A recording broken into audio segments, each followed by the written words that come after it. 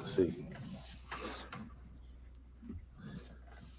Well, good afternoon again, everybody. If this is your first tuning in session for today, great to have you aboard, and thank you for tuning in. This is actually the final session of this Whisky Festival in a Box. It is the peated whiskey session, which many of you have been looking forward to, I know. I have been, I know. It's getting cold outside, so it's definitely becoming more and more relevant to drink the smoky stuff. We've got, well, I would say it would be an understatement to say that the whiskies that we've got on for you today are anything other than excellent. Not that I've been sampling them all week, honestly. That's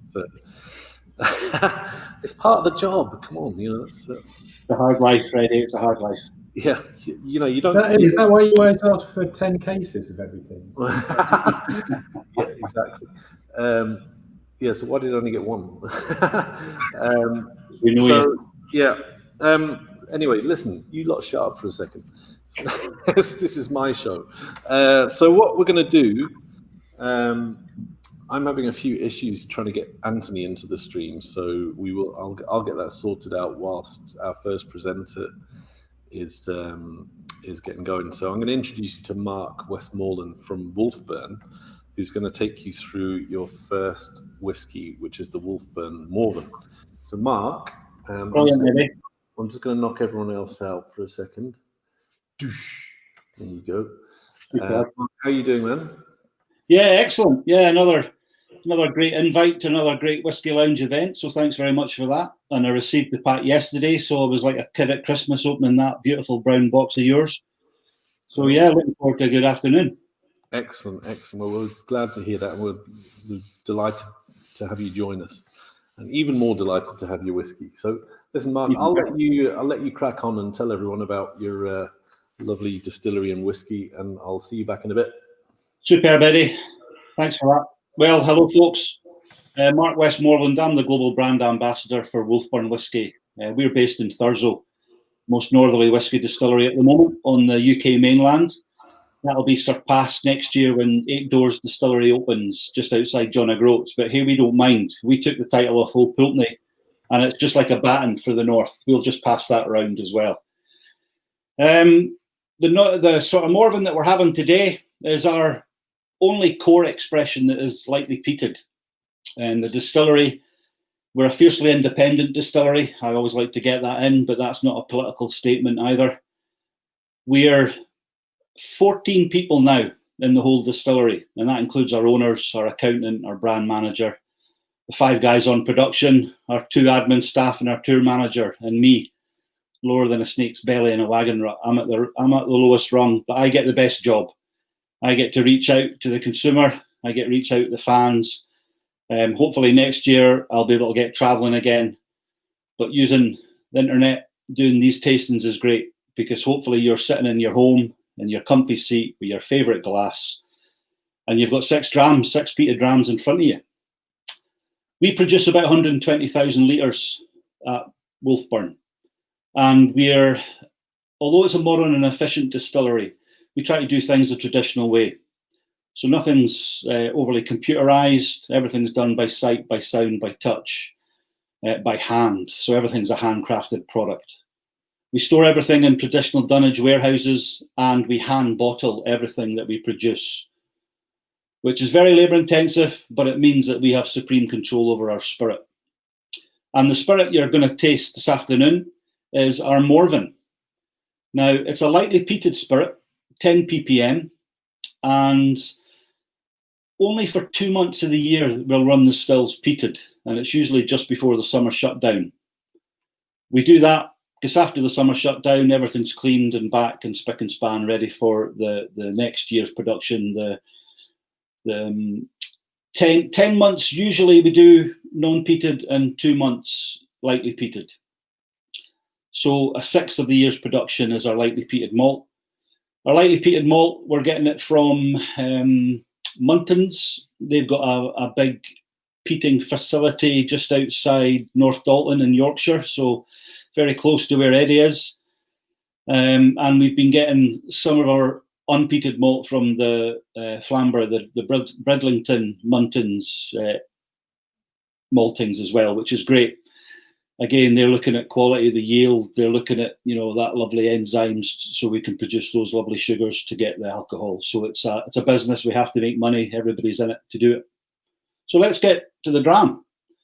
Morven is named after the highest hill in Caithness. It rises to about 706 metres. Caithness is very flat. It's Europe's largest peat bog. And what we wanted to do at Wolfburn, we wanted to give a nod to our heritage and our community, because the old Wolfburn distillery from about 1821 to about 1870 on and off, they would have been fired by peat. You know, the stills would have been the heat source. Peat would have been cut from the local area. And this is just a nod to our heritage and our community as well. 10 ppm, as I said, 50% has been matured in second fill ex-quarter casks. The quarter casks are ex-Isla. They're actually ex-Lafroig quarter casks. And 50% has been matured in first fill bourbon casks. So 46% non-chill filtered, that's everything that we do, and no added colouring. You can see the legs. This is a lovely Whiskey Lounge glass that I've got here. Thanks to Eddie for that. But very opaque, very light in colour. And as I say, we're not adding any colour to it. Why would you? We're trying to create a traditional whiskey, and we want all the flavours. We're not chill filtering it. All the proteins, all the congeners, all the esters. Let's leave it in there and let's let the consumer decide if that's what they like or not. I get a lovely, you know, I could picture myself walking along the beach at Thurso. I'm born and bred in Thurso. That was my hometown for the first 19 years. So if I can't be passionate about Wolfburn, nobody can. But if I can shut my eyes and I can be walking along the beach, sometimes you get a lot of seaweed, and there's a nice sort of fresh sea air to that. So a wee bit of sort of wood oak shavings, and a lovely sort of vanilla'd expression I get on the nose. But we all know whiskey is very subjective. What I think, what I taste, what I smell is entirely down to me. You're not living in my head, you wouldn't want to, and I'm not living in yours as well. So we all know if we like something, we all know if we enjoy something. And certainly the Morven, for me, our first lightly peated dram that came out in 2017 is an absolute stunner. It's a very very lightly peated expression. There's a lovely balance of sweetness and smoke with this one. It's not like an oversight, like a recycled hospital. It's not too iodine-y. It's not like eating a soda turf or chewing a cigar. So yeah, on that, on the nose, on the look, slange to everybody. Let's have a wee taste. I might do that with you. It would be rude not to, Eddie. It would be rude not to, sir. I love that. Well, I have to admit, I've had a... You know, you were saying earlier on, you've had a wee sample of the Morven. See when it comes in that black bottle. Well, it's very dangerous. You can't see how much you're drinking, my man. Yeah, possibly a little bit more than a wee bit. But it is. I like it very much. I must admit, I'm a big fan of the kind of medium peat. As Grant would know from Springbank, I love all good whiskey, but sometimes I like a little bit of peat just to balance out the sweetness and. You know, you're right. This is a great balance of that sweetness and smoke. You know, it's not like a smoke bomb or a wall that all you get is that smokiness and the flavour can't penetrate. You know, this is more like a veil of smoke, like Stephen King's The Fog, and the flavour can actually walk out through that fog, and that's that maltiness. It's that sort of raisin, that lovely sort of spicy sweetness that you get from it as well. And this is a great whiskey for people that maybe don't like a peated expression. You know, this is a lovely gateway to sort of open the door for folk to come into the Wolfburn stable and say, look, there you go. There's maybe something at the beginning stage that you can just gradually get yourself into as well. So I think with the maturation and the ex-Isla casks as well, Eddie, you know, it adds again a wee bit of depth and a wee bit of resonance, because you're getting that, you know, that lovely sort of Isla connection. You know, although it's an extra Freud, the technical quarters, because it's only, you know, just under 4 years old. The maturation in a small 120 litre quarter cask, you know, it's going to be a wee bit more intense. And obviously for us as a young distillery, a wee bit more faster in maturation, which allows us to get it to market. So did you say that that's under 4 years old, that the more? Yeah. Wow. And again, everything that we do, it's about taste and flavour. We're trying to burst the myth again. Just because something's old doesn't mean that it's good, apart from myself and yourself, obviously. But the great thing about our new make spirit, our cleric, you know, it's got that lovely sort of pineapple-esque, that lovely sort of banana flavour to it, that tropical fruit flavour to it. And you can certainly get that through our expressions, our signature, our DNA. We want to go through everything that we do, because ultimately we want somebody to pick up a glass in 5 or 10 years and say, that's a Wolfburn. You know, that's the accolade that we're striving for. Yeah. And we're doing everything ourselves, so we're hugely proud of it. Well, to be honest, Mark, you've every right to be.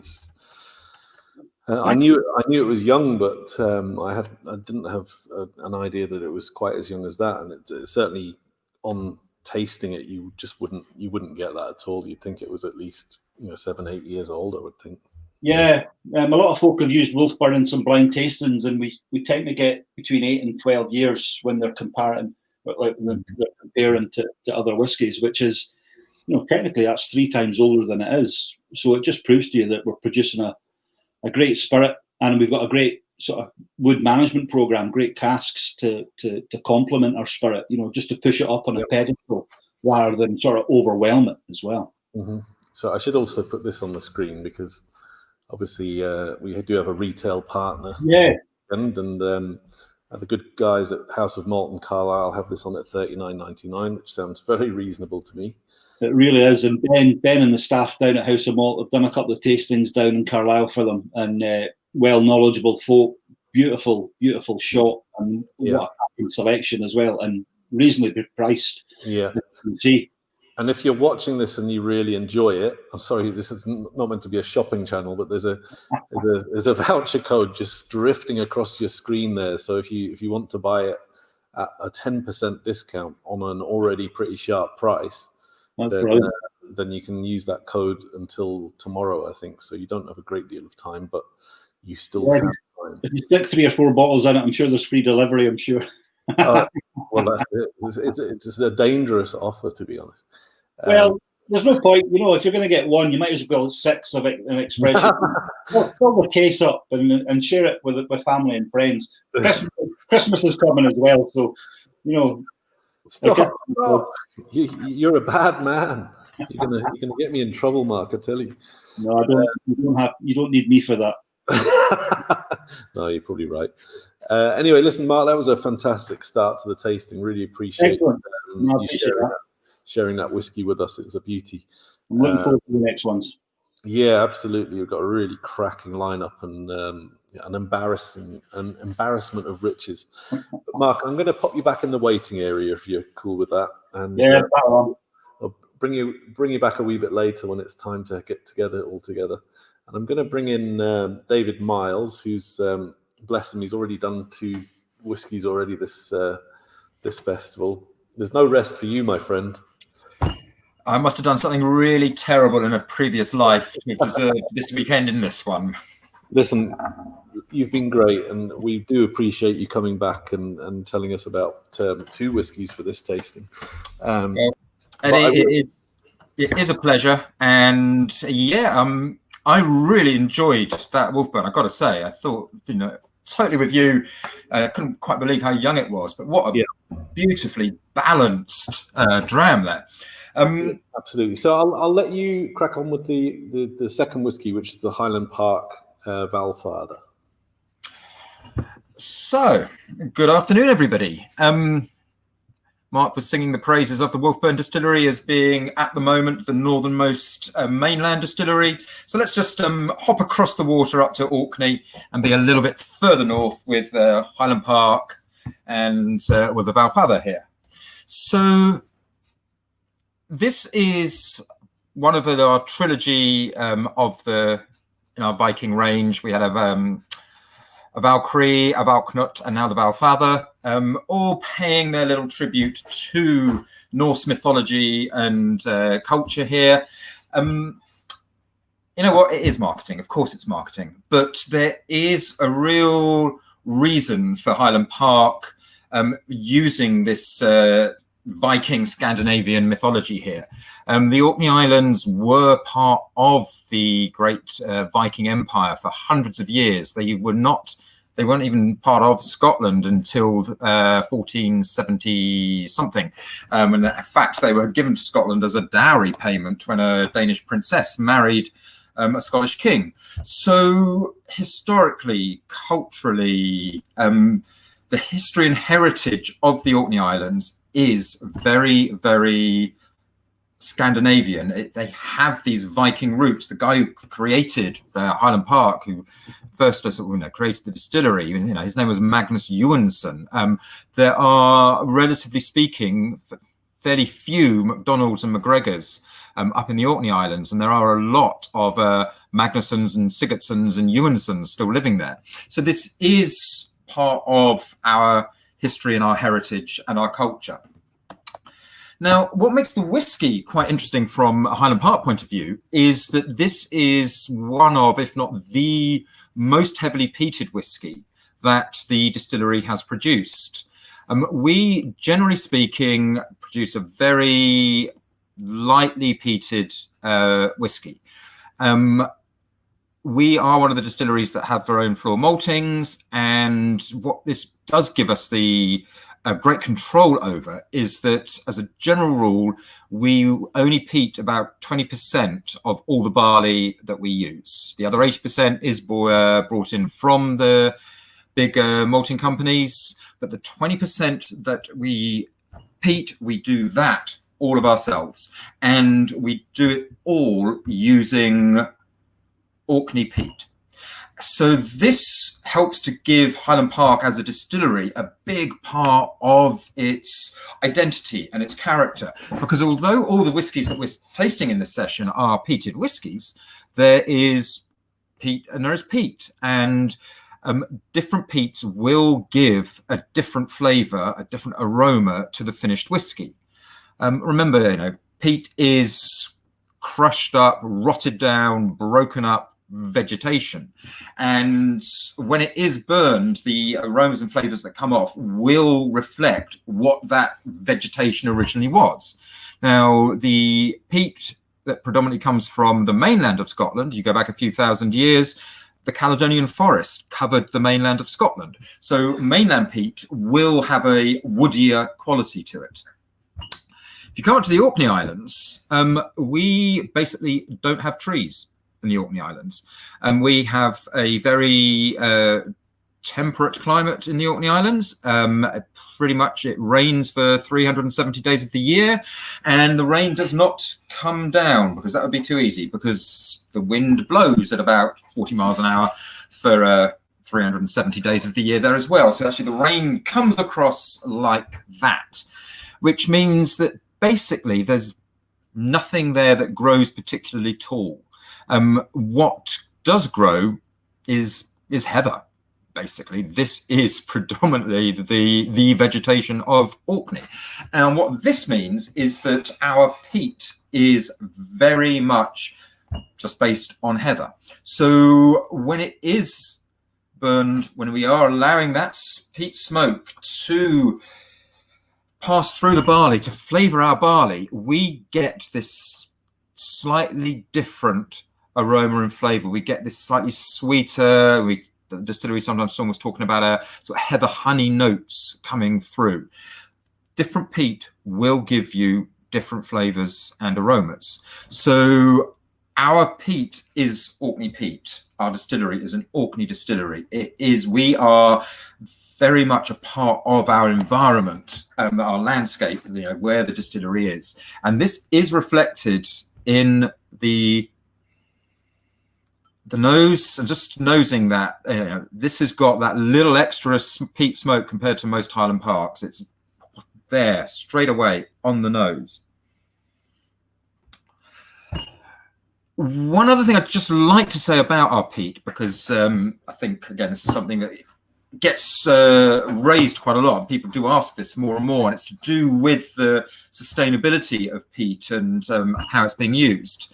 And I think it's fair to say across the Scotch whisky industry, one, we've got more and more efficient at burning peat. So even when distilleries are producing more whisky, we are burning the same amount of peat to get a lot more peated barley out of it. And the last figure that I heard, and I'm going to repeat this because I'm sure it must be true, but it did make me go, wow, that only about 1% of total peat production is used for whiskey. The vast majority of peat that is dug goes to other sources. So the whiskey industry is really good at being sustainable with its peat, and in the greater scheme of things, the whiskey industry uses a very small percentage of all peat that is being used. And as far as Highland Park's concerned, where we get our peat from the gloriously named Hobbister Moor, it's an RSPB reserve. So there's no way the RSPB would allow us to be digging peat if we were not being as concerned about the environment as sustainable as possible. So rightly, there are questions raised about peat and sustainability. We and the whiskey industry in general is pretty damn good at answering these and using peat in the best possible way. And the best possible way is when it ends up in a glass of whiskey like this. So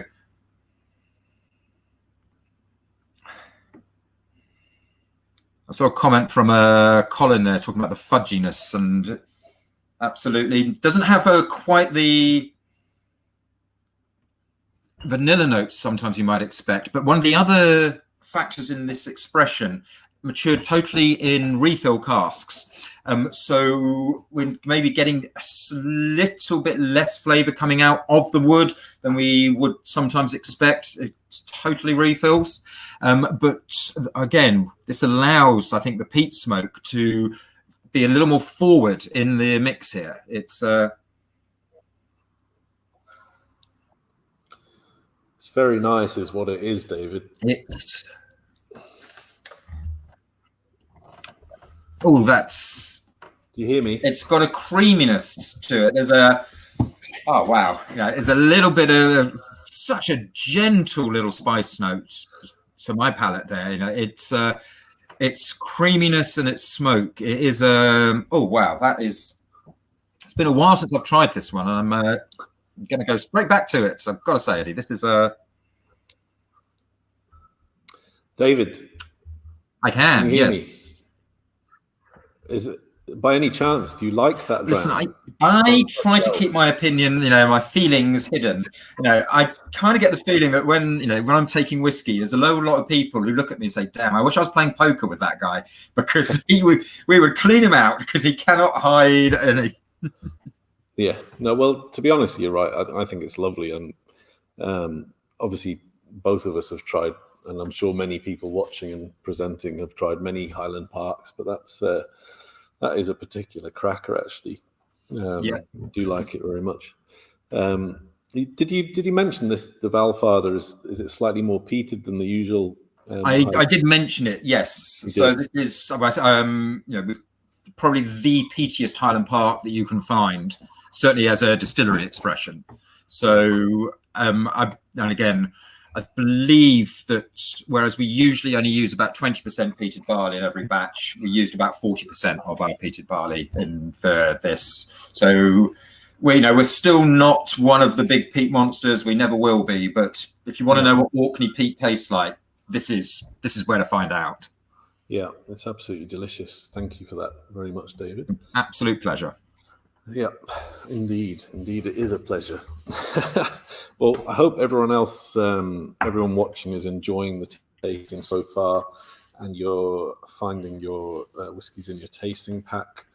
We're going to move on now, quite far south in comparison to Highland Park on Orkney. We're going to go all the way down to Campbelltown, one of my favourite places also. And David, I'm going to pop you back in the waiting area. Thank you so much for that, and we'll have you back at the end for the Lefroy, obviously. And let's see if I can find Grant. Mr. McPherson, how are you? I'm very well, thank you, Eddie. Yourself? I'm wonderful, but all the better for seeing you. Thanks, Eddie. I missed seeing you this year, particularly at the festival. I'm going to see you next year. Yeah, absolutely. Anyway, I will not inveigle on your time any longer, so I will leave you to chat with the good folks at home about the Kilkerran Heavily Peated. Thanks, Eddie. Well, for this one here, you've got to kind of go back to the history for Campbelltown overall. And Campbelltown used to be described as the whisky capital of the world. There used to be approximately 34 distilleries in Campbelltown. Now there is only 3, but you've got to look at it. What had Campbelltown for making whisky? We had all the coal mine out at Macahanish. For example, peat source, and probably the biggest thing itself was Campbelltown Lock itself. Big ships coming in for taking whisky out to the big blending companies across the Ayrshire coast. Now, you got to think, why was there so many distilleries? Okay, but the Mitchell family had 5 distilleries in Campbelltown. Used to have Dromore, Riaclacken, Tobermory, Springbank, and of course Glengail. So we are drinking the whisky that put Campbelltown back on the map, shall we say. So around about the year 2000, the Scots Whisky Association were trying to say, Campbelltown, you're no longer a whisky producing region. They want to take that sort of title away from us. And we were up in arms regarding the history, the heritage in Campbelltown, about keeping Campbelltown on the map. So we actually went back to them and says, well, we're actually thinking of reopening another distillery in Campbelltown. And at that point, there was 3 distilleries in the Lowland region. So our argument says, well, if there's 3 distilleries in Campbelltown, why can't we keep a regional status like the Lowland region? So they kind of came back and says, okay, if you have got 3 distilleries in Campbelltown, you can keep your regional status. So it got us thinking, right, do we build a brand new distillery or try and resurrect one of the old distilleries in Campbelltown? So at the point, it was down to Frank McCarty, who was our director of production at Springbank Distillery. He was kind of looking at various different sites, etc., what to do. And in a conversation with the chairman from Springbank Distillery, who is the great-great-grandson of the original founder, and we said in the conversation, the building next to Springbank Distillery, the old Glengail Distillery, was coming up for sale. And in that conversation, I think, well, why don't we purchase this distillery? It used to be owned by the chairman's great-great-uncle, and sort of bring it back in, so bring it back in the family, shall we say. So we purchased the distillery, our buildings, back in the year 2000, spent 4 years putting all the equipment back inside it, and got it back up and running. But yes, it was originally founded in 1872 and closed down in 1925. So laid empty for a good 75 years before we purchased it. And unfortunately, all the equipment was removed. But we spent that 4 years. Again, with Frank's history and knowledge of the industry, he sourced all the equipment. So he knew the stills, he purchased stills from the old Benwivis distillery that closed down in 1977. So that's part of Invergordon. And he knew what the stills produced. So he knew what style the kind of stills could produce. So he managed to source the stills and move them down to Springbank, or just outside Springbank and Glengail Distillery. But he wanted to put his own sort of little, or uniqueness to it. So he altered the angle of the line arm to sort of raise it slightly upwards, so it creates a kind of nicer, lighter sort of style of spirit as well. So this one we're going to try is the heavily peated version of Kilkerran. Now again, this story is quite good, because normally Kilkerran produce a lightly peated spirit, but this one here was the heavily peated. About 5 years ago, I was doing a trade show up in Inverness area, and I was given, it was for Springbank, and I was giving somebody the whole story of Springbank into unpeated, lightly peated, and heavily peated for the Springbank range, Hazelburn, Springbank, and Long Row. And we do everything on site. We do our own malting, mashing, distilling. And the guy goes, "Oh, where do you get your peat from?"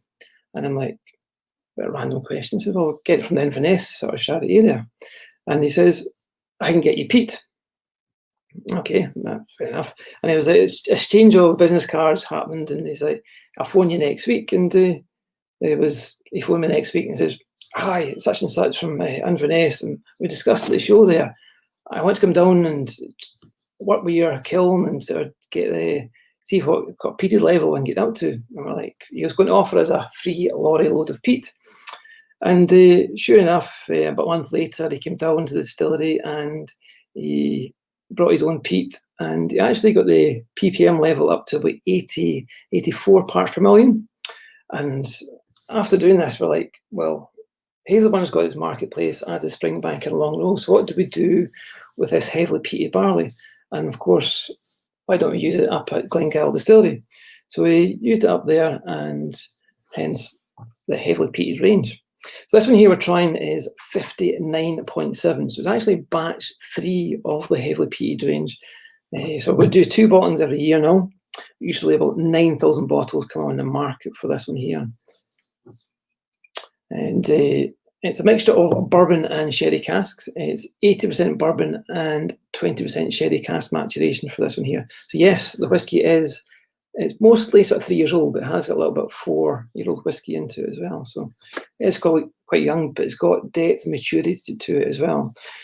And again, initially you'll get more kind of citrusy notes to it. The kind of peat smokes in the background. It's not a big hitting peat.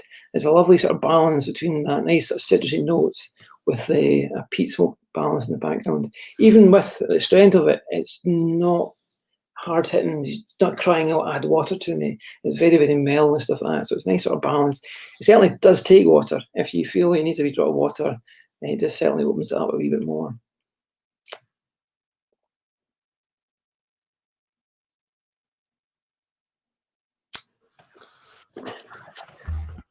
Yeah.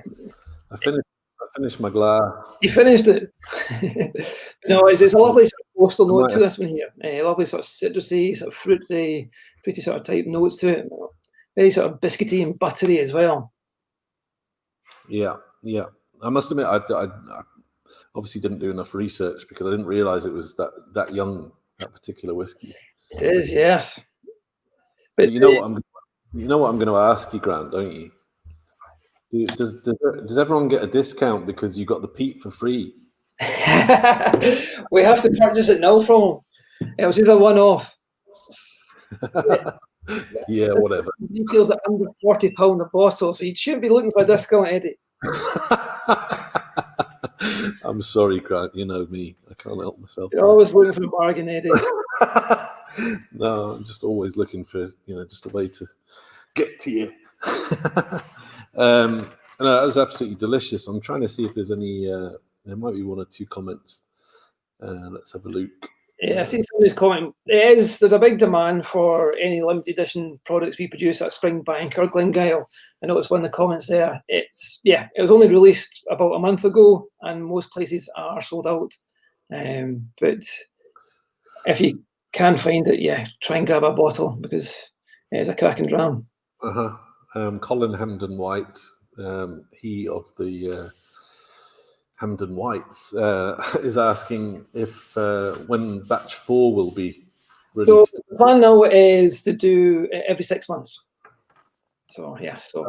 For 5 months' time, you'll look for batch 4. Okay. I think you're going to need to make more. I think that's it gives you an idea of what we produce up at Glengail Distillery. We're producing about 95,000 litres per year. Mm-hmm. Initially, when we first started back in 2004, we were distilling for about 3 months. And then after a couple of years, we cut it back to about 6 weeks per year. But now we are back up to distilling 3 months per year. So the same stillmen that work at Springbank, and just sort of at the end of the year, they move up to Glengail Distillery and produce up there for 3 months. Yeah, well, it's good to see it getting a little bit more love. Yeah, certainly. Mr. Wright, the chairman of the company, he always likes to find his feet and sort of let it distillery grow from there. It was never like going down the route of full production straight away. Because we want to do everything on site, again, sort of all matured and bottled in Campbelltown as well. So it's trying to find that level of what we can do on site. Yeah. Well, absolutely delicious, as were the last two before that. So I'm looking forward to the next 3 drams as well. But Grant, thank you as always, and Cheers, Eddie. delight to see you. We'll get you back in at the end, and we'll do a little bit of Q&A with everyone. Perfect. Thanks. Good. Slanger, mate. Slanger. Okay, so I'm going to bring in Ollie Chilton, another good friend. Ollie, oh, wakey. The only problem going third, Eddie, is that I'm really mellow now. I mean, I could properly just relax into the rest of it. Do you want to do it for me? You're so mellow that you don't even realise you're fourth. Yeah, well, but I've had 3 drams now. Like, I'm 3 now. Okay, 3 I'll talk drams to in. my son later. Right, I'll talk to my son. He'll teach me about counting later. Cool. Now, Ollie, thanks for coming on and providing us with this brand new expression of yours, which I might have mentioned earlier. I've been sampling, not indiscriminately, but certainly a bit. But listen, if you could tell everyone about Elixir and what you guys do and what this bottling represents, that would be great. And then I'll come back when we're doing the tasting side of things. Sure. Okay, so this is I'm Ollie. I'm presenting Portsgate 12-year-old Autumn. I work for a small independent bottling company called Elixir Distillers that's owned by a big retail company, Whisky Exchange. They're sold everywhere. So do go to House of Malt and buy a bottle. There you go. I've done my sales bit. I can now just talk rubbish to you. Portsgate came about just over a decade ago, 2009. And it was essentially a bottling of Islay whiskey for our shop in London at the time, doing basically a cask strength. Originally, we did a cask strength, non-distillery declared whiskey, Portsgate cask strength, a 17-year-old and a 25. It was always just a bit of fun putting a bottling on the shelf that was something we'd want to drink, which is still what it is today. So I guess the big difference between us and everyone else in this lineup is we don't own a distillery. We buy everyone else's stuff. And I'm just looking through, and I think there is only there's 2 mates here I've not bought yet, which makes me slightly upset, to be fair. I have to tie down Grant later. Portsgate is always from Islay, always a single malt. We do sometimes change the distillery we use for our kind of standard expression. So Portsgate 100 proof, 8-year-old, it's always the same whiskey. So we always use Kalila for those 2, and we're always using refill casks. We then do what someone in our marketing department, which makes me laugh, 1, that we've got a marketing department, and 2, how badly off we were before they turned up. We do a kind of annual release, which I used to just call bottling whiskey, but apparently it's limited edition, who knew? And every year we do something different. So this year, I got all the dates wrong. I thought, I'll have a 12-year-old whiskey ready for you sometime in the spring, and then I found out that about 2/3 of the stock didn't turn 12 until August. So in the end, we decided to split it all up. So we did a 12-year-old spring, which we released in the spring, which is all refill American oak distilled in 2007, 2006, sorry. And then the 2008 portion of our 12-year-old we bottled up as autumn. All of the whiskey that you're drinking in this bottle is from Kalila, which is a massive distillery on the north coast of Islay. There is nothing wrong with Big, because it is by far and away the best spirit to work with, in my humble opinion. One of the best things about being an independent bottler is we get to work with lots of different spirits from around Scotland and indeed around the world.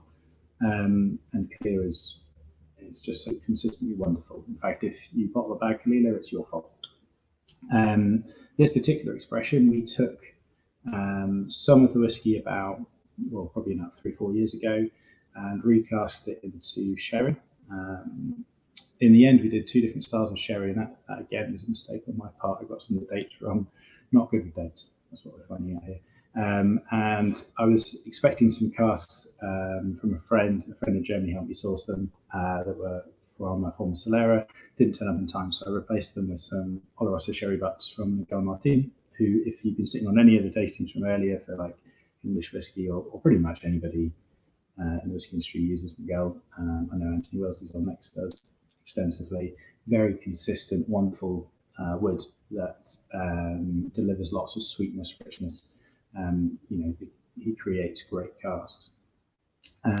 We then did manage to get our Solera casks. So these are casks that are actually used in the production of sherry. Not commonly used in whiskey production, believe it or not. Never, because as I found out, you have to be mental to try and use them. Do bear in mind that when you're making sherry in a Solera system, your Solera system can exist for anywhere between 50 to 70 years. So the wood is very old. The first thing we found out about using them for whiskey is if you don't cooper them, it's the equivalent of pouring your whiskey into a sieve. Very expensive mistake as you're watching it roll down the street. So then we had to have them all tightened up, put whiskey back in. The next thing I found out was you don't get a lot of sugar. So all the kind of sweetness that you associate with sherry cask whiskey actually mainly comes from wood. Most sherries are dry by nature. So although you did get infill flavour, it wasn't sweet flavour. So all of our Solera sherry butts end up quite kind of mushroomy. They've got this kind of dusty floor, dusty book flavour. In and of itself, if I'm completely honest, not my kind of thing. But what we then started doing was messing around with that and seeing what would work with it. So in this particular expression, we've got it's about 50% refill American oak, so old wood that was probably a bourbon cask once, but frankly just allowed the spirit to sit around for 12 years and be wonderfully elegant Kalila. And then there's about 40% Miguel Martin Oloroso sherry butts that give you this kind of gingery spice and richness. And then there's an undernote, which is the 10% Solera casks. That's basically that kind of dusty floor. And for me, it's kind of old whiskey. It's one of the things we strive to is to put bottles on shelves that our boss would buy and put in this massive whiskey room that we'll then get to drink later on. And a lot of them have this kind of it is dusty books, dusty floors, old wood flavour, which it's one of those flavours that really transports you to a place. So hopefully you'll get that in this as well. The one thing about all the Portuguese expressions, as opposed to any of the other Islay whiskey we bottle, we do bottle up quite a bit. We're quite obsessed with Islay. The one thing about Portuguese is we want it to be an elegant whiskey. So even when we're using sherry, even when we're looking at kind of richer flavours, we're still trying to look for that slightly more elegant, fruity side of Islay. It's my strong belief, and I'm really happy I get to go first, because for me, Islay's the best place to make whiskey. Sorry, crime. If you look at every single distillery on Islay and you take it back over the last 60, 70 years, the best whiskies in the world have come from there. If you were to write your list of top 10 whiskies of all time, I guarantee you Bunnahabhain, Bladdy, Bamor, Lefroy, Gabec, Lagavulin would all feature. And one of the best things about going just before Kilkerran is I believe that in terms of the spirit style, it fits so well into that balance of fruit and smoke. And hopefully with the bottlings that we're doing under Portuguese, we're helping show that and maybe shine a light more on the fruit than the obsession that some people have with peat, while obviously helping balance everything out. Right then, the actual whiskey. I get to drink again. Great, I waited so long. So, as I said before, when I was putting it together, I had this idea in my head, right? That's how you work. You think of something. So it's a bit like cooking. You think of what you're going to make, and then you try and put stuff together in a kind of methodical way. I use a spreadsheet and everything, and then you discover that doesn't work. And then you essentially sit there with glasses doing that a lot. I'd love it if it was a lot more technical than that. And I've even seen proper professional blenders do it, and they still end up just doing that and going, yeah, it tastes good now, bottle it. So my original concept was actually be a lot more sherry forward. I actually use more of the Solera cask, but for me, it needed the sweetness. So hopefully you get that. Certainly I do. On the nose, I get this slight kind of raisiny chocolate note. The other thing I discovered when I was doing all this was that if I didn't use enough refill, and so it ended up being about half the makeup, and I did lose that kind of lemon oil citrus note that is characteristic of this distillery, but also I think kind of elegant Islay whiskey. I love citrus in Islay whiskey. It makes me think of those old wines from the 60s, etc., that have that, whether it's grapefruit or whatever. And hopefully you can get some of that citrus in this. Wow, you're back, Eddie. In some way, yes. It's very delicious. A question has just come in from Colin Hamden White. He's asked, how many casks did you have to play with, and how many did you end up using in this particular batch? That's a good question. I think off the top of my head, it's around 20 casks. Obviously, so if I think about like our mainstay, our everyday whiskies, we use about 50 casks in the batch. That's basically because between 50 and 60 casks fits on a wagon. It's nice and economical to move them. We base a lot of this, like these kind of bottoms, around how many bottles we want to work with for the year. So we were aiming around 10,000, I think. I think that's what we put on the press, but we ran short. We had 13 Solera sherry butts laid down. We used not that many, it was just a few of them in the end. And I would say that because the nice thing about doing something of this scale is you do get to try everything. So some stuff was taken out because frankly it was not where we wanted to be, or it didn't work for this particular whiskey. But yeah, I think it's around 20 casks in total. Although Colin, I can always phone you later and tell you exactly how many of what we put in. We should probably look this stuff up. What, I'm saying nothing. What I was going to ask. So, when you're sitting down to put together something like this, how much of your day or days would it take you to come up, roughly speaking, with the final blend, as it were? It's funny because I was actually asked this about a month ago by someone who was trying to plan out our schedule for the year, which I believe is the worst thing to do in the world. It could be that you sit down and you put a couple of things on paper, and then you go and get samples and put it together, and it's perfect. Yeah. Or it could be that it takes you the next 6 months, because every tweak you make, and this is, I have to be honest, this is the thing that always throws me. Every little tweak you make changes things that you didn't think were going to change. So maybe you add something in and you think, oh well, that'll just, like as an example, you add those Oloroso sherry casks from Glengail and they're going to give you rich gingery sweetness, and maybe they do, but you lose something else. So then you have to go back and back. I would say completely dependent on not only the whiskey we're trying to make, but also the spirit category we're working in. It literally can take anywhere between 1 month to 6 months of messing around, and sometimes a lot longer. I've had projects on the go for how long have I been doing this? 2013.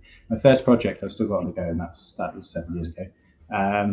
Not great in terms of return on that particular project there, but when it comes out, it'll be really good. The other thing is you don't do it. It's not like you sit down and say, right, we're going to do this all day. One, I'd be dead. Two, whiskies present differently in different climates. So, like, it's really nice doing this because I come back to a whiskey that I've obviously seen from the cask samples, the bench samples, the vat samples to bottle.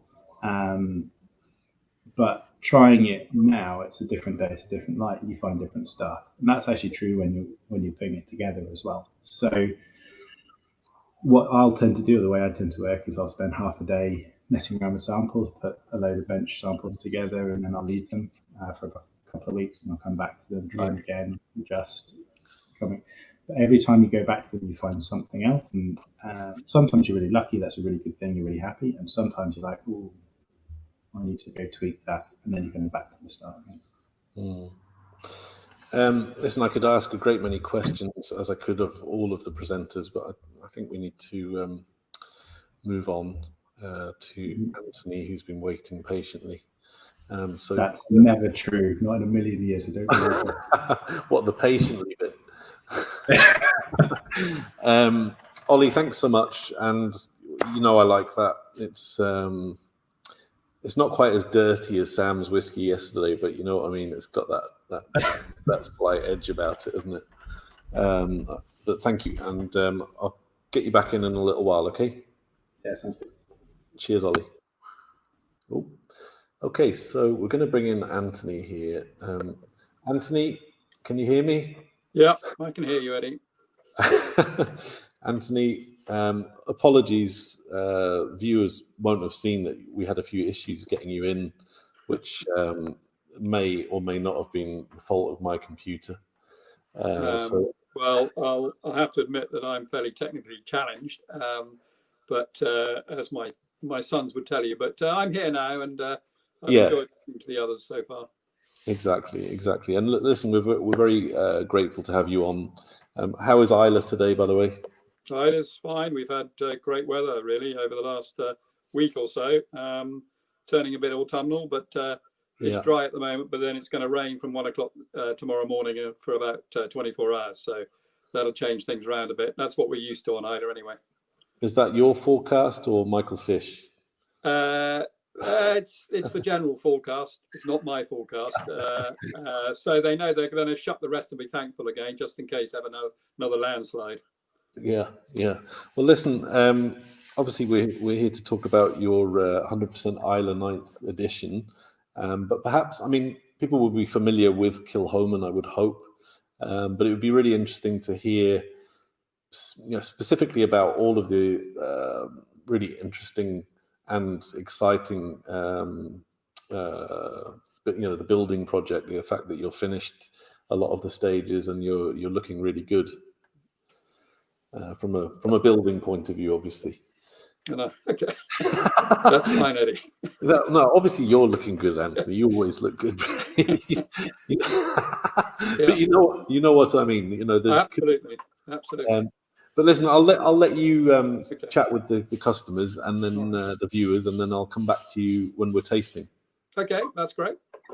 Okay, so hello everybody. So Kilhoman is relatively new in the Scotch whisky industry, but with all the new distilleries opening up over the last few years, then we could be called an old stager in some respects.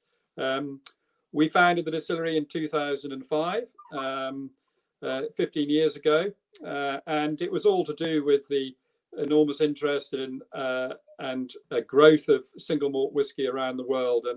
And although a lot of people had talked about opening a distillery and a lot of independent bottlers and what have you, no one was really prepared to take the plunge back in those days, and I did, and I'm glad I did it when I did, and it means that we've got a bit of a foothold now in the market while all the others are starting to come on stream. The idea behind Kilhoman was to locate it on a working farm so we could grow some of the barley that we use in production and have a single farm, single malt whiskey.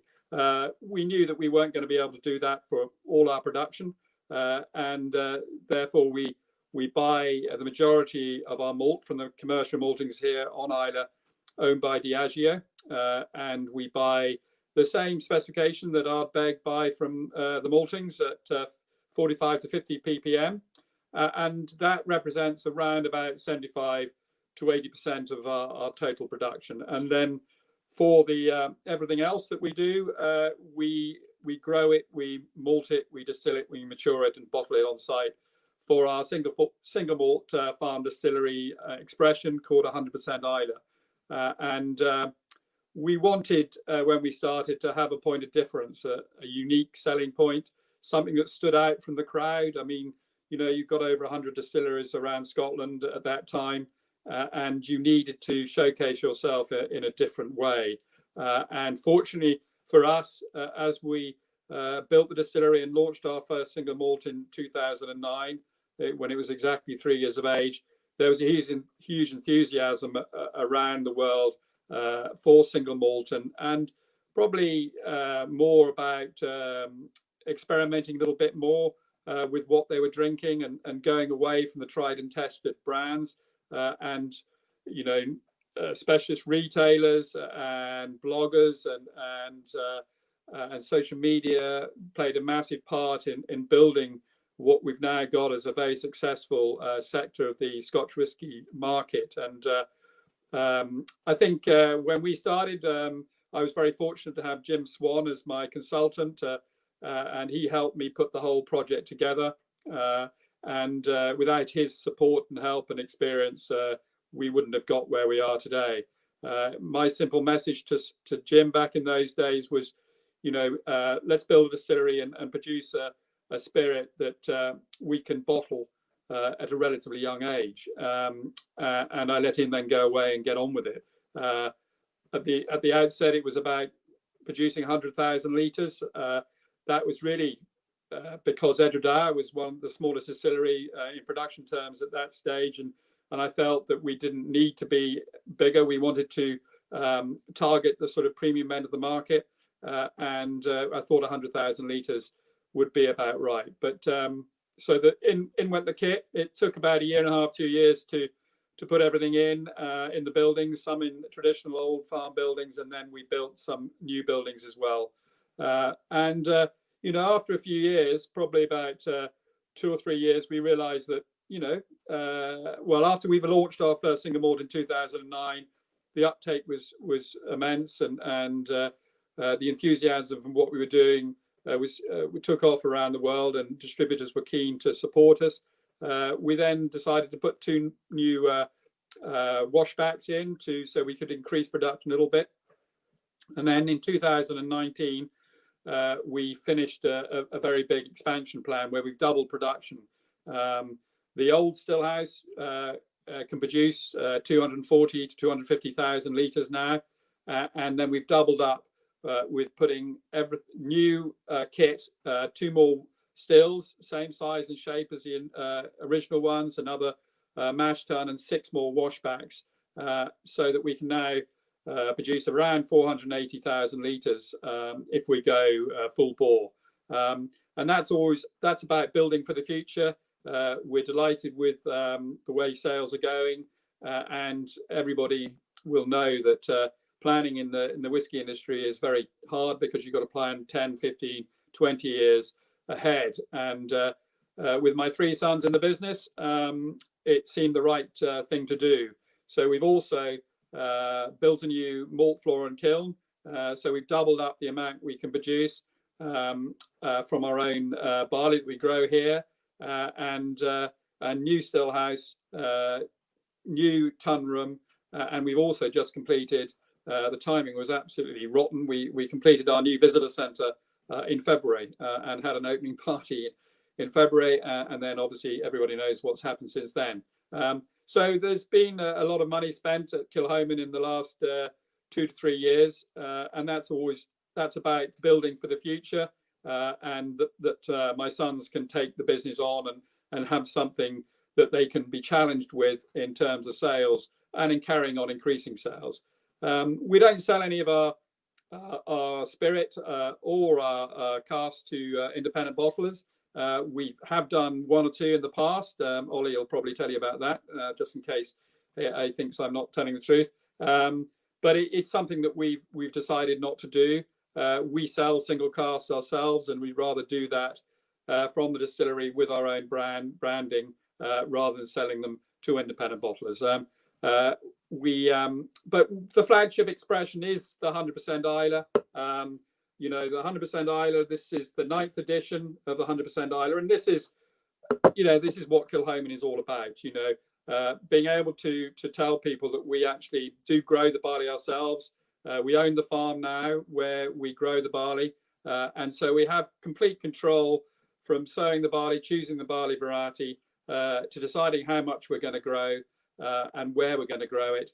And that helps us a lot, because we can experiment with different barley varieties. The last 4 years, we've experimented with a different type for 10 acres. we've used mainly Concerto over the last 5 or 6 years, but we've also experimented with Octavia and Sassy, and this year we grew some Diablo. And I'm a great believer that that the barley variety plays a big part in the character of the spirit, because we've grown these 3 varieties alongside the Concerto in the same field, and then when we've distilled them, they do come through the still and taste quite differently. And I think that's fun to be able to control the whole process. You know, the bigger malt floor and kiln allows us to produce a bit more, but clearly as we increase production, it'll always be between 20-25% of our total production comes from the 100% Islay. And I think this embodies what Kilchoman is about. It's like a chateau bottled wine, and having been in the wine trade previously, you know, this is something that we've controlled right the way through, and we're thrilled and very proud of what we've achieved with 100% Islay. It's completely different in character to our other core expressions that come from the maltings. The maltings, as I said, it's at 50 ppm. It's a bit sort of it's denser. It's more peat smoke that comes through, but still that sweet floral note is there in abundance. Then with the 100% Islay and this 9th edition, the 9th edition has been matured 100% in first and refill bourbon barrels from Buffalo Trace Distillery in Kentucky. And so this is over 9 years of age, and we bottle all our 100% Islay expressions at the slightly higher alcohol strength at 50%, and it can take it at that higher strength. And each year we release it once a year, and so far we've released around 12,000 bottles each year to coincide with when we do the harvest at Kilchoman. And so it's around about September that we release this, end of September. Well, no, actually the beginning of September. This year we harvested our barley end of August and then finish it mid-September. So when you see this, it's light, but it's getting slightly darker in color because of the extra time it's had in cask. And for me, it's just this wonderful floral character, lemon, citrus notes, but now a little bit of sort of salted caramel coming through, and maybe a little bit of a sort of the cask influence is starting to come through a lot more than it did on previous expressions of the 100% Islay. You know, we've just released another one which we've added a little bit of sherry to, but this is 100% Islay in full bourbon, 100% bourbon maturation, and I really think it showcases the style beautifully. And that extra strength, you would never imagined it's at that strength when you haven't added any water. It's lovely and clean. It's fresh. There's no alcohol burn whatsoever, and you get the peat and the smoke just at the back of the palate. It's very lightly peated, the 100% Islay, around between 10 and 20 parts per million of phenol. So not heavily peated, but I think the sweetness of our spirit and the sweetness of the whiskey probably just binds the peat smoke together, and you don't get a complete peat bomb. Anthony, I know, like me, you are a big fan of Kilchoman from bourbon casks, and I'm imagining that's probably one of your favorite releases. Would I be right in saying? Everyone says that I favor the bourbon. I like the long-term bourbon maturation. I think sherry is a little bit more difficult to work with, but everyone knows that we've done all sorts of experiments with different cask types, and they've worked beautifully well. So I do like bourbon. We fill mainly bourbon. About 75% of what we fill goes into bourbon, and then sherry obviously plays quite a big part in a lot of our releases, with Mackay and Sanig especially, and the Loch Gorm, which is 100% sherry matured. And I like the sherries, but I tend to find they're more difficult to work with. And I think the balance between bourbon and sherry, which a lot of people use with a lot of their expressions, works well. You know, 70% bourbon and 30% sherry. I think those work very well indeed. And Yeah, I think everybody's been showcasing today how single malt has changed out of recognition in terms of the age that we're releasing single malts. And it's staggering that the quality of the whiskies that are being released at a relatively young age just belies needing to age them for a very long time. And I think that's all to do with how we're now looking after our production and our maturation a lot better than we used to in the old days. Mm-hmm, mm-hmm. Well, listen, Anthony, you know that I'm a big fan, and I've been a big fan of Kilkerran for a long time, and I think what you guys have achieved from nothing on Islay on a small farm is nothing short of amazing. So, congratulations on that. It's heartbreaking to hear that your lovingly created new visitor centre hasn't been able to welcome visitors to the extent you'd like, but I'm sure hopefully at some stage that'll change and we'll all come back and see you for a dram or 10. No, very good. Well, we'll look forward to that. Indeed. Okay, so Anthony, I'm going to pop you back in the waiting area just for a few minutes while I get David back in to talk about the final whiskey, and then we'll have a little bit of a panel discussion if you're up for that. Okay. Thanks, Anthony. Okay, so I'm going to bring David back in. Hopefully he's awake. He's awake, he's primed, and he's ready. Wow. You've got the bad boy there. Okay, so David, please. I don't want to say anything. I don't know if we need to say anything, but you're going to say it anyway. So, when it comes to saying nothing, it is one of my skills, I feel, and I can take a lot of words to say nothing. But yeah, I mean, I think that hopefully this dram will speak for itself, as in fact most of them would have done as well. But it's always good to have a bit of chit chat about it. So please do give us what you've got. I certainly will. And yeah, agreed. There's been some really, really excellent drams in this session. I mean, I'm kind of really pleased that we did go with something quite as remarkable as the 25-year-old, because it needed to be the big finish after those previous drams. So Lefroy, the cliche, I guess, is it's the Marmite, it's the love it or hate it of the whiskey world, and we have played up to this a lot, and the Opinions Welcome campaign that's run online. And if anyone hasn't checked out some of the Lefroy videos, when this is all over, do have a little search through YouTube for a Lefroy Opinions Welcome, because they are some of the most entertaining reactions to people sampling Lefroy for the first time. And it's a cliche because there's a truth underlying it. We produce a whiskey that inspires very strong reactions from people in all of our different expressions.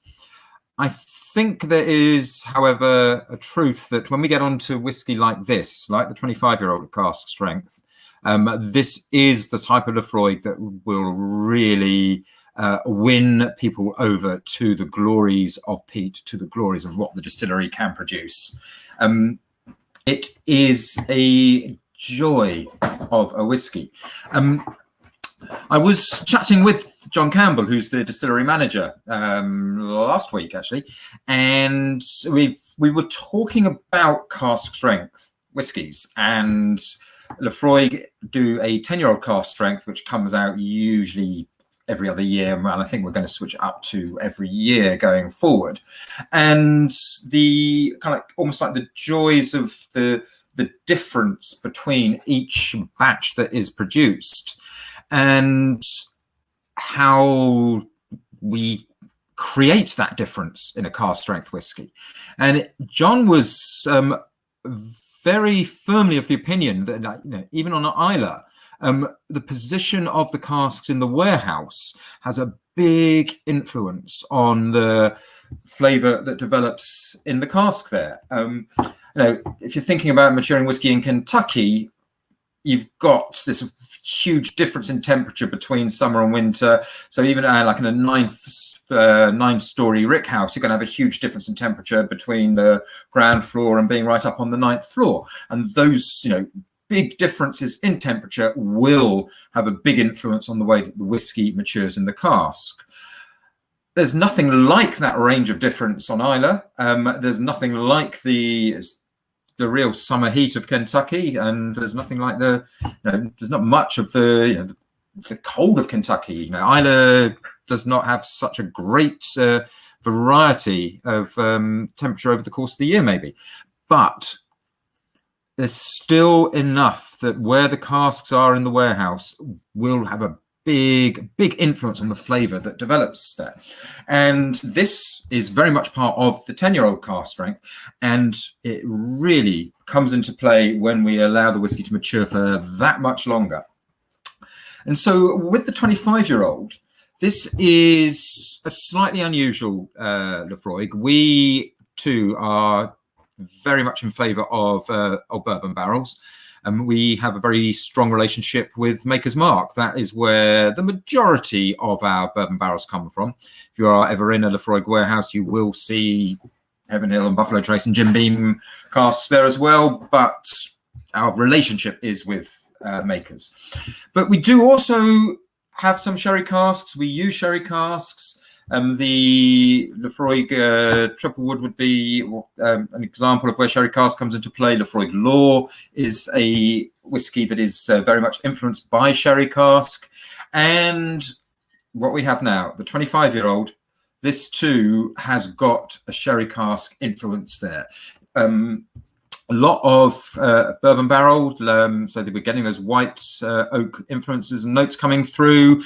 And the sherry casks that have gone into this are refills as well. So, over 25 years of maturation, that is a means of ensuring that the sherry doesn't dominate. And not just sherry casks, European oak sherry casks as well. So we are adding into the traditional Laphroaig mix those a slightly more concentration of the dried fruits, the spices that we would expect from that European oak going into the mix here. So I am going to pour myself my measure here.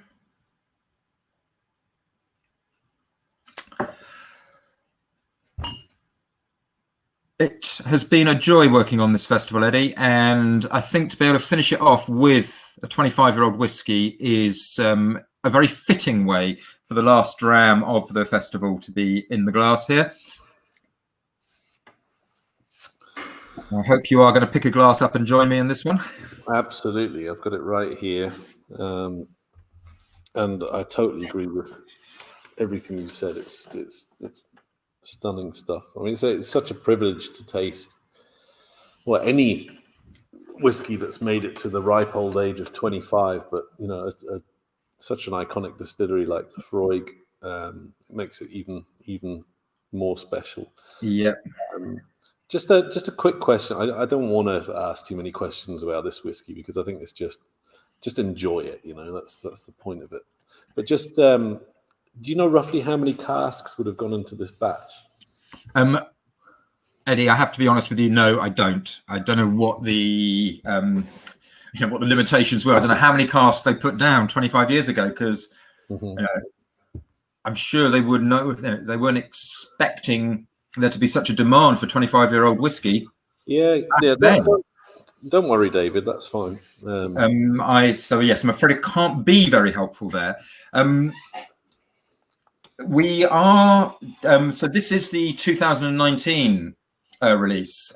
There is a 2020 release which is either just about to or has just come out, so there is more Laphroaig 25 around, and again it's cask strength. It's at a slightly lower ABV than this one, so one would imagine it's also going to have a pretty different flavor profile. What I'm finding slightly surprising, I guess, with this is just how much of the peat, the smoke, is here in the 25-year-old. Oh yeah. General acceptance that the smoke decreases over time, and certainly with the Lafroig 18, when we had that, had much less of the smoke than the 10, say. I'm getting an awful lot of really, really lovely smoke in this, and a lot of that bourbon barrel vanilla coming through too. It's yeah, for sure. It's definitely it is quite surprising actually how much the phenols have really held on for dear life, haven't they? Yeah, but the fruitiness, that's maybe not, again, taking me by surprise. Yeah. Glorious, almost like strawberry. There's lots of positive comments coming through. Steve Fisher, an absolute stunner to end the tasting. It is, it's I guess it's another almost slight cliche. It's almost as easy to overage whiskey as underage it. If you're not careful, you will. 25 years in a cask means that you sometimes just swamp your liquid with tannins and woody chewiness. But a judicious use of refill casks with this, a distillery that definitely knows what they're doing. A joy for sure. Oh, thank you so much, David. That's absolutely wonderful way to end the tasting. Now I'm going to bring everyone back in. I think, are we all there? Are we missing someone? No. Someone sneaked off for a cup of tea. No, I forgot you've presented 2 whiskies, David. There we go. Welcome back, gents.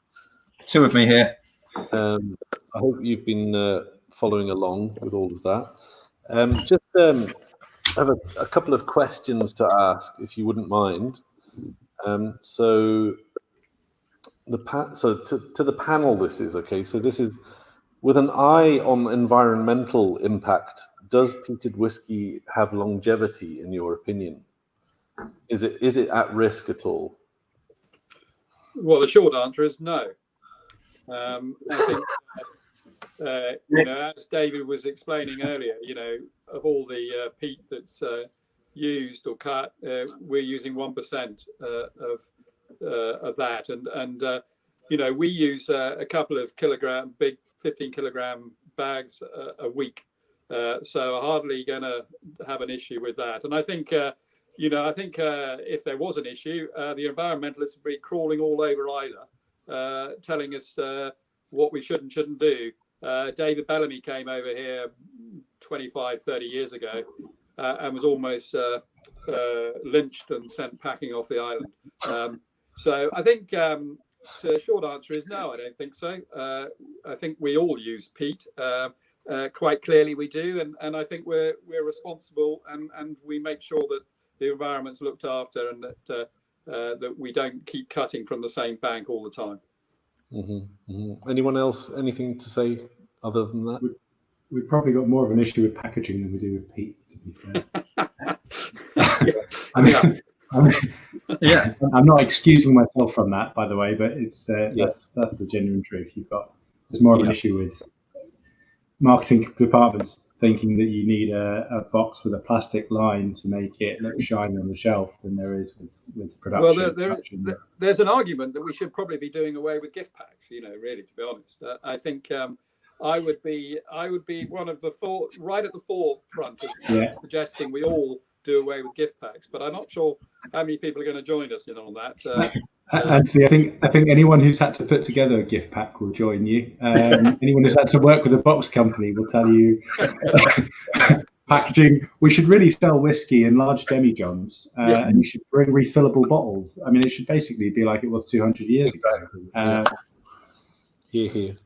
Yeah, we have the Orkney heather just encapsulating the glass in the box and just acting as a padding. Yeah. There have been worse ideas than that put forward in the world of whiskey packaging. Let's face it. So, I'm not allowed to say this, but the man working for Edrington, definitely, I'm sure you've seen them all. I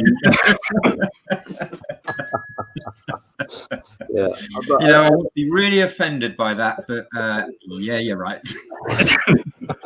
But I think you're absolutely right, Anthony. I think that, or Ollie, about packaging. I think it really is time that everyone takes a look at that and really starts to wise up, because we just can't continue. And it's not just the whiskey industry; it's a drop in the ocean. But we can't keep saying it's a drop in the ocean. We've got to lead by example, and I think the sooner we start doing that, the better. Another question, actually, for you, Anthony.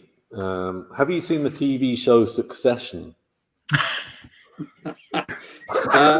No, I haven't. Why should I? Should I? Things you didn't know you actually in the country, Anthony. If you haven't seen it, Anthony, I suggest if you can watch it, do. And what I would like is just a one-word answer on a postcard whenever you've seen it. Fine. It's impossible when you're handing over a business to the next generation. One generation does all the hard work. That's me. The next generation take it on a bit further, and the third generation screw it all up, or sell it. So you look at William Grant's, Glenfiddich and Balvenie fame. You look at how they managed to keep it in the same family for all those years, and I think I'd rather go and talk to them about it than watch some crappy bloody television program about success. But Eddie, I'll have a look and I'll come back to you. Okay, Anthony, it feels like you maybe haven't seen it, but it feels like you might have written the damn show the way you're going on. Good stuff. Okay, listen, one more question, which I've been asking all of the panels this weekend with regards to innovation, evolution. Is there anything that you've seen coming down the track that we should all be excited about, or we should all know about, whether it's in regards to your distillery or whiskey in general? If I start with David, I think you've answered this at least 3 times. So, answering. Try and come up with a different answer this time. Genuinely, and touching on actually what we started with here, I do think the whiskey industry is going to be more and more creative and innovative in terms of its packaging, in trying to limit its environmental footprint and impact. I can see this happening in a lot of ways. Yet every now and then, these packages, these ridiculous wooden boxes, we are just as responsible as anybody else. But we're reappraising that, and things are changing. So I think whiskey in the environment is going to be where you're going to see a lot of interesting innovation, and the whiskey industry in many ways leading the way. Mm-hmm. Good. Well, that's good to hear, particularly from such a large company which does obviously have a big footprint. It does so much good, I think, was what you meant to go on to say there. It makes such delicious whiskey. Ollie, you're the next on my screen, so I'm going to come to you next. It's really, I'm going to be really awful that you're working with a product of essentially 3 ingredients. So anybody who talks about innovation in whiskey is largely talking bollocks. I mean, it's been the same for over 200 years. It's 3 things put together and then put into wood. Essentially, that's not new. Anything you do is not really new. However, that being said, the thing I'm excited about for whiskey, and this is something Sukhinder has probably hammered into me over many, many years of abuse. Whiskey is the one spirit that will truly capture you, right? That you don't put down. Nobody quits on whiskey. It's you've all probably read the book or seen the film Misery. It's the nurse, right, who doesn't release you. And we're living in an age where people want flavor. They're willing to pay more money. They're willing to spend more time for something that tastes good. So in some ways, whiskey, this is the luckiest time for whiskey to exist, because it's the most flavoursome spirit, the most diverse spirit. And for once in its history, it doesn't have to look at economics. It doesn't have to look purely at the money. Obviously, you have to have an eye on that, as I'm sure Anthony will tell you. We have to be able to run a business, etc., etc. But it's the one time that creating flavour is by far and away the most important thing. So the thing I think that's most interesting about the future, maybe not revolutionary, is that unlike decades past where flavour was created by accident, flavour was created by economic imperative, flavour now is created because that's exactly what the customer wants. And we're incredibly fortunate to live in that era. So yeah, I think that's me. Sorry, that was a downer, wasn't it? Was that very philosophical. Yeah. Thanks so much for that, Ollie. Grant. Yeah, well, what I say, I mean, certainly for Springbank, also got two distilleries within the company. For Springbank, we've got a great philosophy: if it's not broken, don't fix it. And for us at Springbank, it's just continue doing things the old-fashioned way. But what we've got with the Glengail Distillery, which is Kilkerran, is we can have a bit of fun with it and do things a little bit differently, and about, as I say, a bit of fun and just enjoy it and see what we can do. That's traditionally it's double distilled at Kilkerran, but we have done some triple distilled and stuff like that, and trying different things with different casks, and obviously doing heavily peated influence and stuff like that. So, and obviously in years to come, I've started doing unpeated as well. So there is kind of that wee bit of playing about with that Glengail Distillery as well. So that's for us. It's just the two distilleries keep them slightly separate. The fact that Springbank is the old-fashioned way and a bit of fun having it Kilkerran. Yeah. Well, to be fair, Grant, we don't want you doing anything too differently there. But Springbank is quite its marketplace. Everybody loves Springbank, and continue on doing that. But yeah, with the new distillery, certainly, well, it's nearly 16 years old, because that's one thing I can tell you. Coming soon, end of the month, 16-year-old Kilkerran. Grant, just so you know, I hate Springbank. If you send me a couple of cases, maybe to convert me, that might work quite well. I don't have it, I'm afraid. Clearly, it would be a waste. Just a kind of and give you some Springbank. Got plenty. He does at that, yeah. Are you quite finished? I've been sitting in a green room forever, Eddie. It's painful. Anthony, give us the.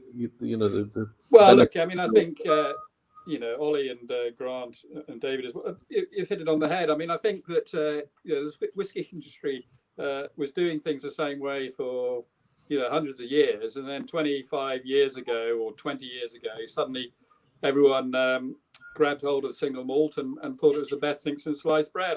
Nothing had changed particularly, and we were using 3 ingredients, but suddenly Scotch whiskey, single malt whiskey, has become hugely popular. And as we say, we've got 3 ingredients, and now the marketing companies are grabbing hold of it and looking at ways of trying to showcase in a different light. But you can't really do anything more than what we've done.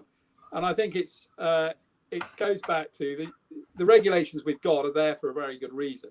And I think they stand us in very good stead, because everybody knows what whiskey is and what single malt is. And where you look at the rum industry and you look at gin, it's all over the place. And I think these regulations stand us in very good stead. I think journalists are putting huge pressure on us all to be innovative and come up with all different ideas. And you don't have to look very far away with what people are talking about, terroir and barley varieties and yeast varieties and all these things. Well, that's all very fine and good, but that's at the spirit end of the process. And we can all talk about the different spirit coming. We do, and all the geeks and all those lovely people out there obviously love to hear about that and talk about it. But then once it goes in a cask, the influence from the cask will have a massive bearing on what you end up in your glass in 10, 15 or 20 years time. So we're doing it as much as anybody else, talking about different barley varieties and different yeast varieties. And now we're able to use some different cask types, and we fill tequila and Calvados and so on and so forth. But we are restrictive, but I think there's a very good reason for that, and we just need to be carrying on doing what we are. We're all doing a bloody good job. The industry is on fire and continue to be so, and it's great to see, you know, people like Kilhoman and Wolfburn coming to the fore and challenging not the old established companies, because that's why we're here. The established companies have put the industry in the position it is now, and allowed people like myself and Mark's company to come in and grab a hold a little bit of a niche of that enormously successful industry. So we keep going with what we're doing, we'll be fine. And the great thing about the whiskey industry is it's incredibly friendly industry. I was in the wine trade for 15 years, and I would never go back into the wine trade.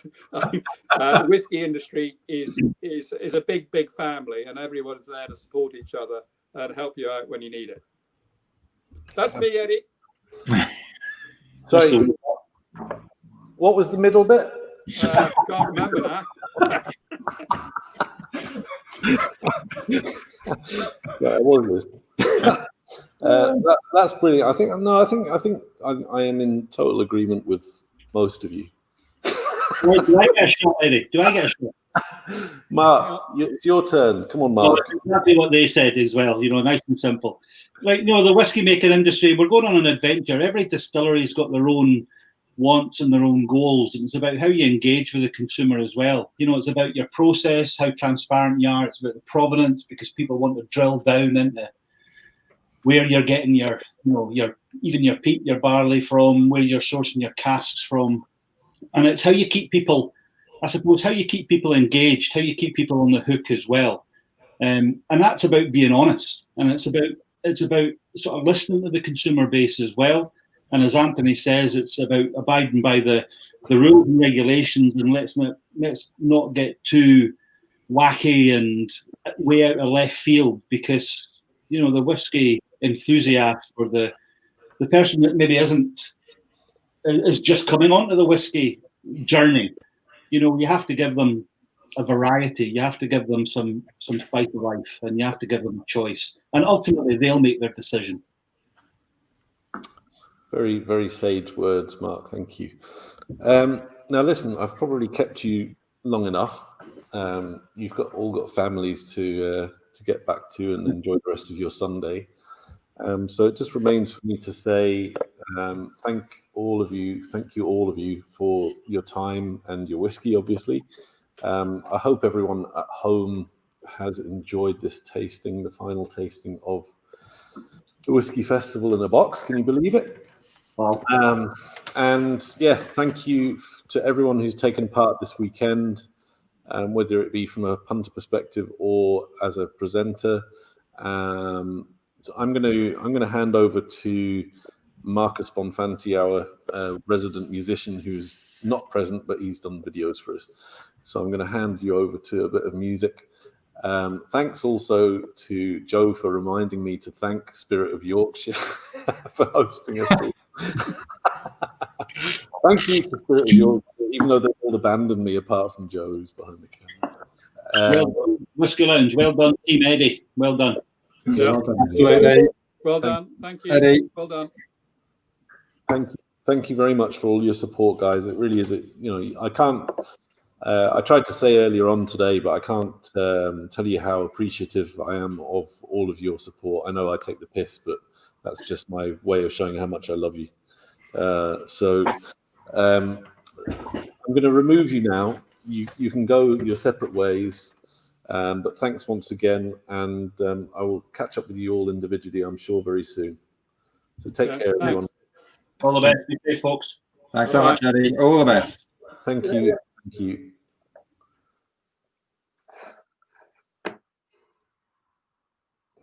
Okay, so as promised, while I get packed up, I'm going to put some music on for you, and this is Marcus Bonfanti, who recorded these videos for us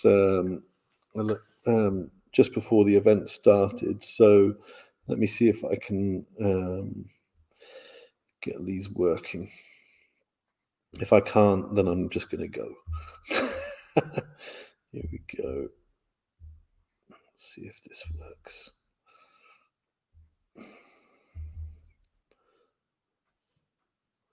No, we're not getting any sound yet. That's because I need to.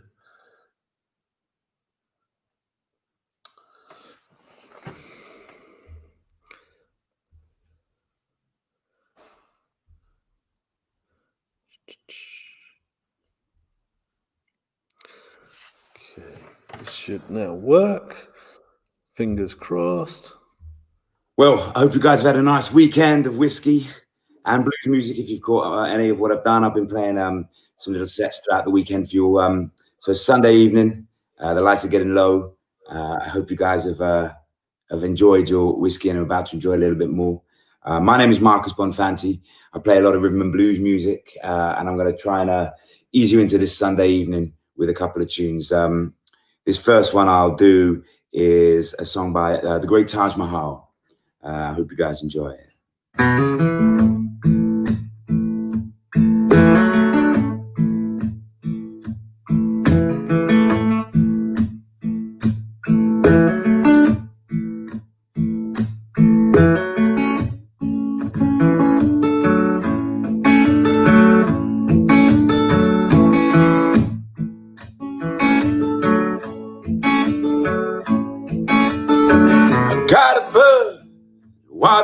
Yeah, baby got a bud, oh honey got a bud to say. Baby got a bud, oh honey got a bud to say. Without my Karina, shot don't mean a doggone, shot don't mean a natural thing.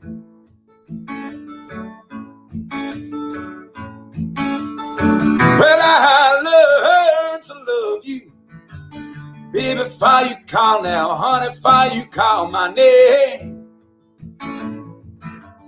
Baby, fire you call now, honey, fire you call my name. Wouldn't trade your love for money, 'cause honey, you're my doggone, baby, you're my natural thing.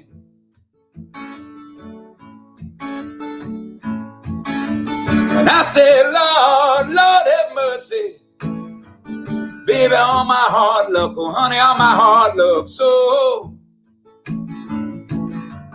Baby, on my hard luck, oh honey, on my hard luck, so.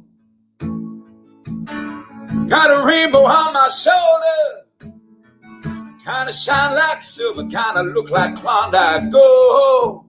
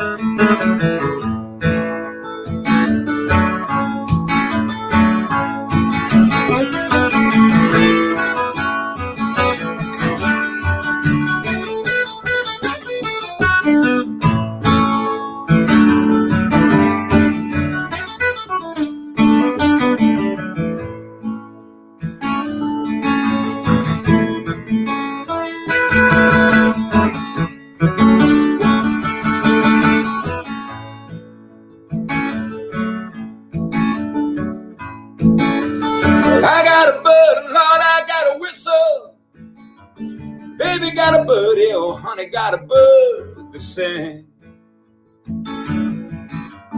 Baby got a birdie, oh honey, got a bird to sing. Without my Karina, shot don't mean a doggone, shot don't mean a natural thing.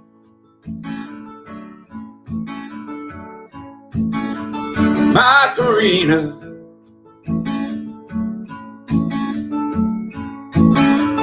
my Karina,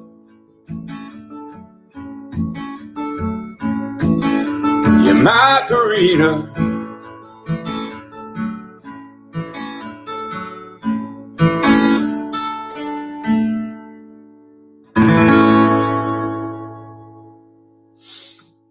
Well, Well, I hope you guys enjoyed that. It's Karina by Taj Mahal.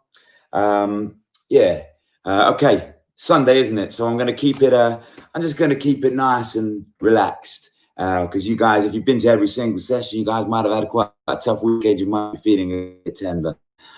That's not what things about. But the inevitable can sometimes happen.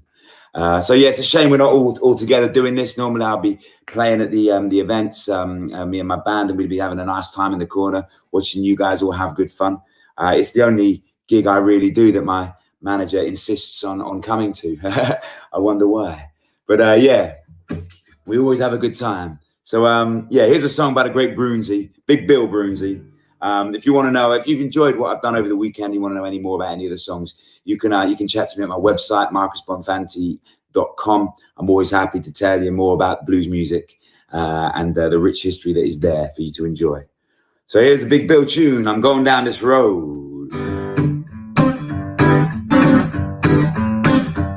Well, I'm going down the road. I'm feeling bad, oh boy.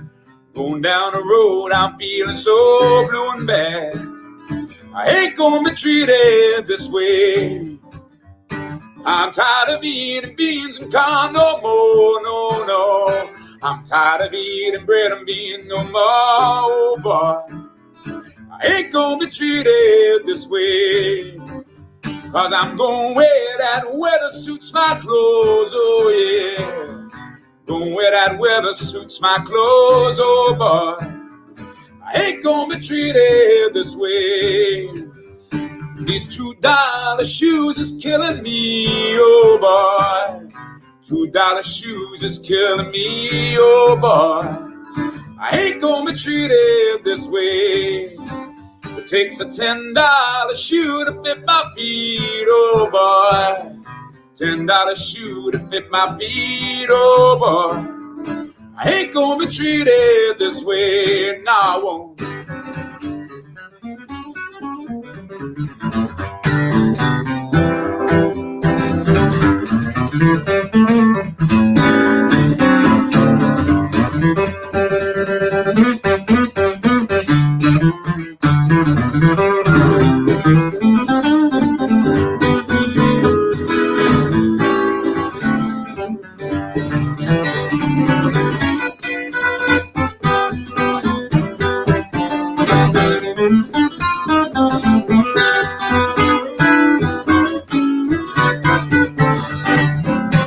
Well, I'm going down the road, I'm feeling bad, oh boy.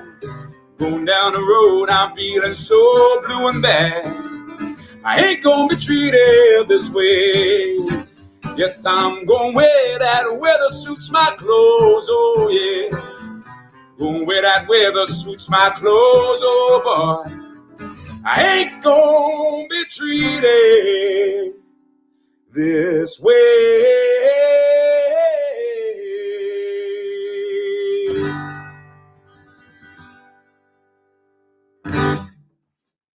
All right, hope you guys enjoyed that bit of Big Bill.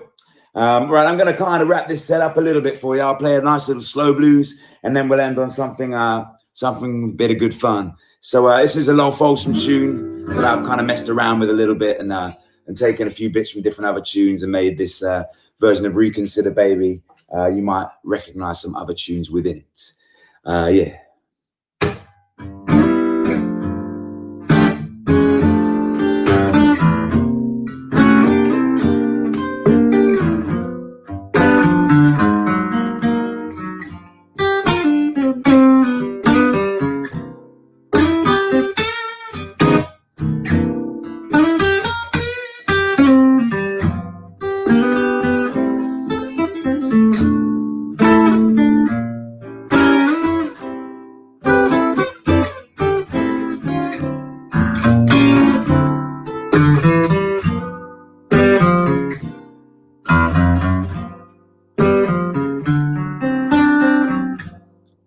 I said, so long, baby. I sure do hate to see you go.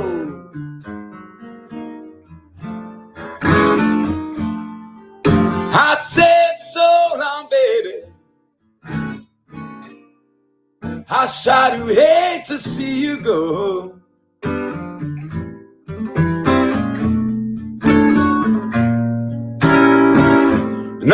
ways I could have loved you. Well, I guess you never know.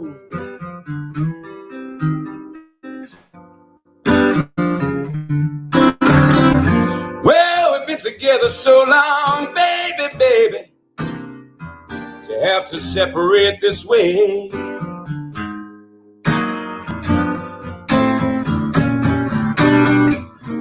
Yes, we've been together so long, darling, to have to separate this way.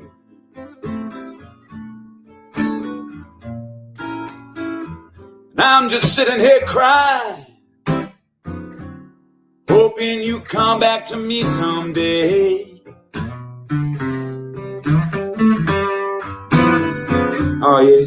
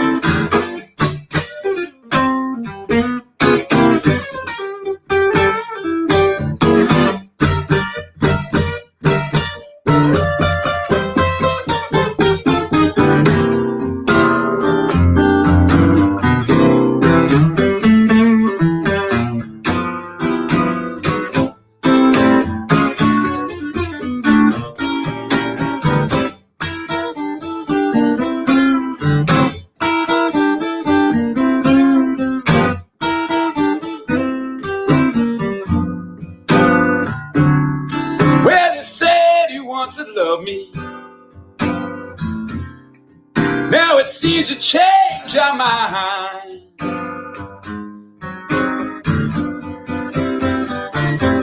Ah, you said you once to love me.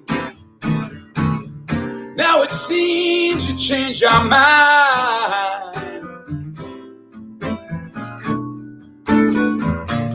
I want you to reconsider, my darling. Just give yourself a little more time.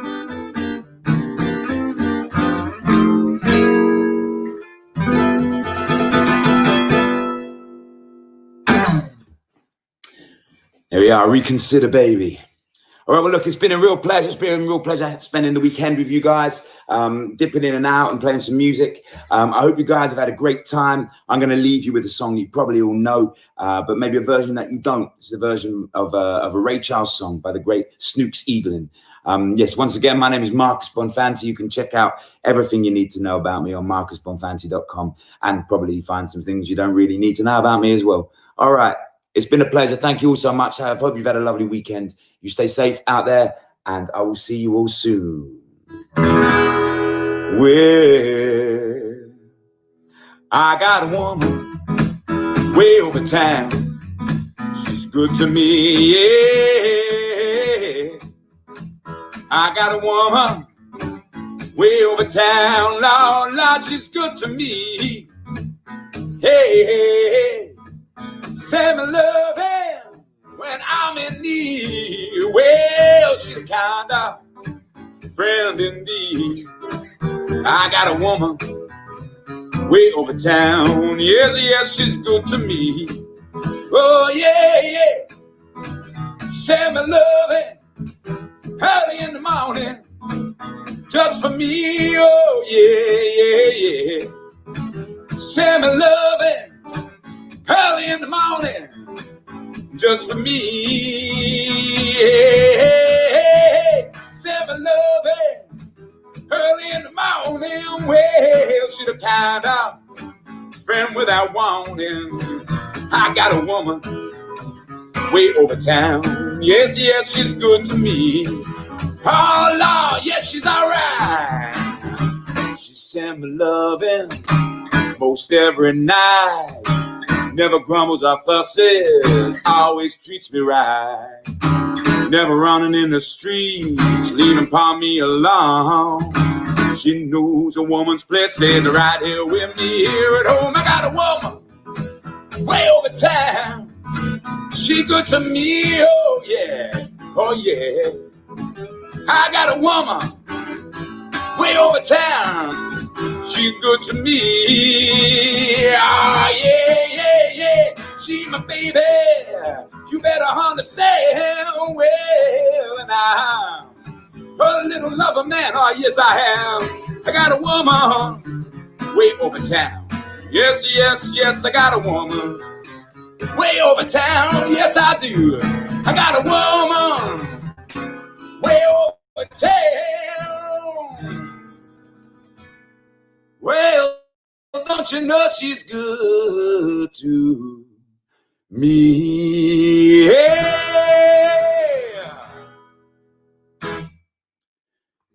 Thank you so much for letting me be part of your weekend. I hope you guys have enjoyed it. And yeah, my name is Marcus Bonfanti. I'll see you all soon. Thank you. Well, I hope you guys have had a nice weekend of whiskey.